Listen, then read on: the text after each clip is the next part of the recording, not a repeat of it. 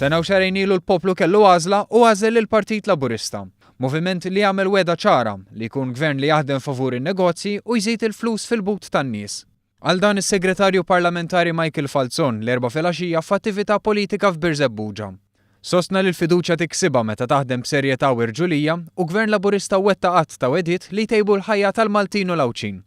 Għaldaqstant ħeġġeġ biex fl-24 ta' Mejju in-nies terġa' tagħti l-fiduċja lill-kandidati tal-Partit li qed iżomm kelmtu, jiġifieri l-Partit Laburista.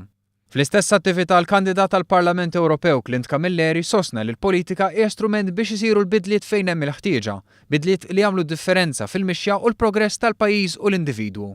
Qal li dan il-gvern mimli enerġija u b'ambizzjoni qed jaħdem bla qiegħda u juża l-politika biex jagħmel differenza pożittiva fil-ħajja tal-Maltin u l-Awċin.